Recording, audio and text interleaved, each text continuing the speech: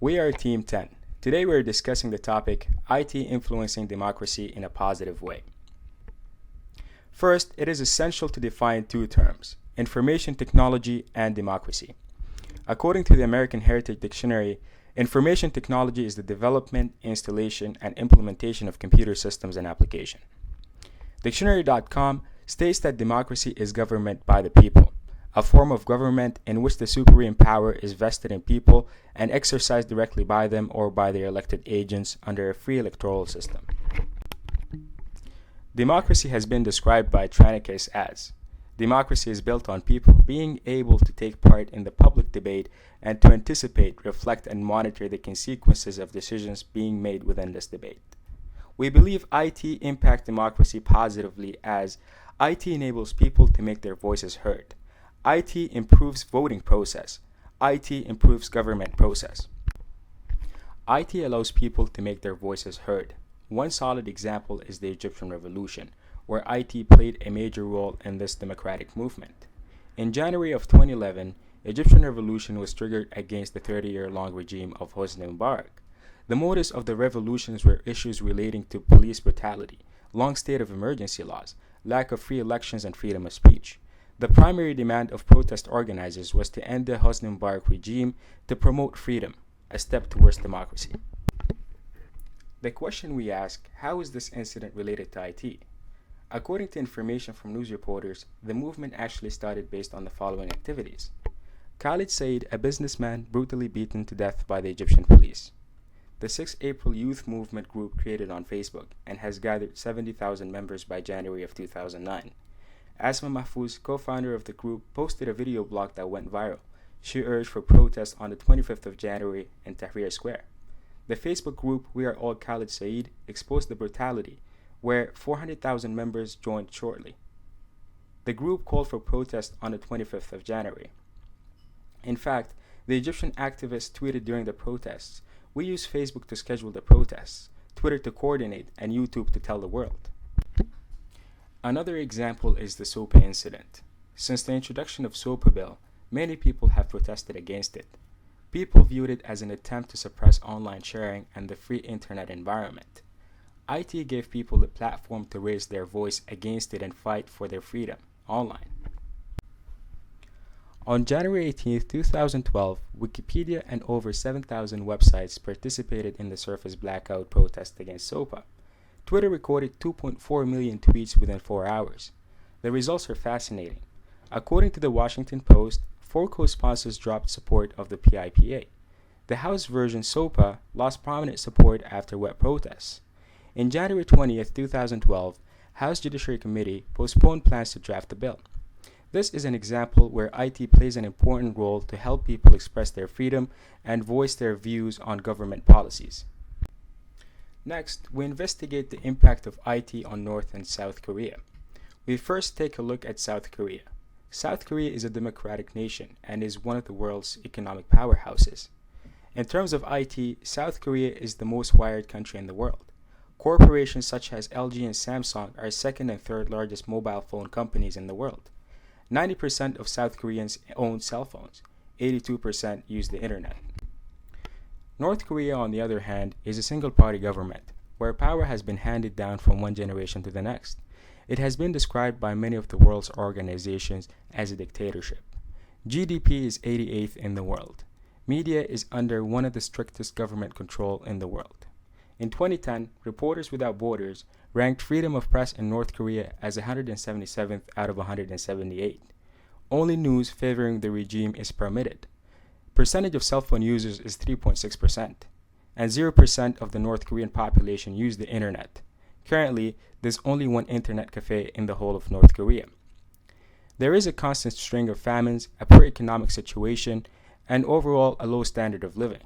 North Korea is able to fly under the radar of the rest of the world due to lack of reach and exposure. This is a direct result of the lack of IT and communications. Next, IT improves voting processes. A prime example of information technology greatly influencing democracy in a positive manner is electronic voting. Electronic voting, also known as e-voting, is a term encompassing several different types of voting, embracing both electronic means of casting a vote and electronic means of counting votes. The purpose of electronic voting is to make the process fast, secure, and available for the majority of people. The electronic voting system eliminates the need for manual counting of electronic votes, thereby reducing the possibility of counting errors and speeding the transmission of results. It is reliable and secure, eliminating all possibilities of management errors such as miscount, loss of ballots, and faults.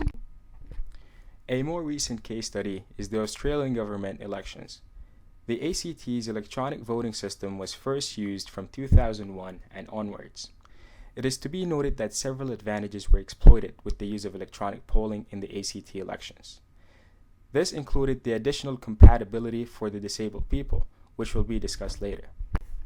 Noticing the ACT election trends, in particular the electronic votes, a total of 16,559 e-votes were recorded in 2001. In 2004, a total of 28,169 e-votes were recorded. This number of electronic votes represents a 70% increase on the 2001 elections. The proportions of electronic votes in relation to all votes counted increased from 8.3% in 2001 to 13.4% in 2004. In the 2008 elections, e-votes hit an all-time high of 43,525 votes, almost 20% of the total voters. The 2008 elections was able to obtain the highest number of total votes in ACT election history, summing to 220,019 votes. The number of electronic resources improved as demand increased. In 2001, there were 4 pre-poll centers and 8 polling places. In 2004, an additional poll center was added.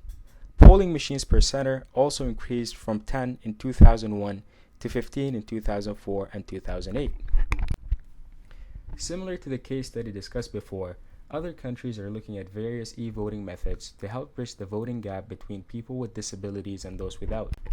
In the US alone, people with disabilities were on average 12% less likely to vote than those without disabilities.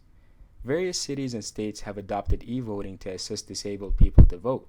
As of 2001, a report by the U.S. Government Accountability Office stated that e-voting has grown to a staggering 19% of all voting processes in the United States. Oregon is the prime example of a state trying to help overcome this bridge by the use of iPads assisting visually impaired people and people with arthritis. Similar initiatives included the use of machines with braille keyboard. Sip and puff and pedals were used to accommodate a wide range of disabilities in the voting process. It is a clear indication that a further integration of information technology influenced greater amounts of voting by accurate and secured means, influencing the democracy in a positive manner. Information technology improves interaction between government, politicians, and citizens. Citizens now have faster access to politician materials in their daily life. According to Statistics Canada, in 2005, over one-half of Internet users aged 18 and over reported that they read online newspapers or magazines about a particular social or political issue. 29% of home Internet users said that they went online to read what other Canadians think about these political or social issues. 14% said that they used the Internet to correspond with other Canadians about these issues. IT improves the level of transparency and efficiency that a government provides for its citizens. The emergence of computer databases, the Internet, and other IT innovations has facilitated access to large quantities of government documents. Access to official information is critical to ensuring that governments are accountable to its citizens. The World Bank Group has undertaken projects in developing countries such as Kenya to establish computer databases for land registry, motor vehicle registry, and other documents to reduce errors and corruptions due to large catalogs of paper documents. Information technology can also provide governments and politicians with more effective means of communicating with their members. More recently, politicians are taking advantage of the nearly 1 billion users on Facebook, Twitter, YouTube, and Google Plus to interact with citizens and voters. President Obama has been an excellent example of effective IT use throughout his 2008 campaign and in his term of office. This is recently highlighted by his hosting Google Plus Hangouts to communicate directly with the general public. IT instruments can be used to enable civic engagement. Right here in Canada, the Canadian government launched the Open Government Program. A primary goal of this program was to empower citizens to participate more directly in the decision-making process. One aspect of this program is open dialogue. It is about engaging Canadians and giving them a strong say in government policies and programs. This is accomplished by Web 2.0 technologies. One example would be the Open for Question online forum. Open for Question is an online forum created by the White House for people to pose questions for the politicians, in this case President Obama. The people would then vote depending on how satisfied they are with the answers. So far, 465,164 people voted. 13,703 questions have been posted, and 28,427 people have participated in the forum.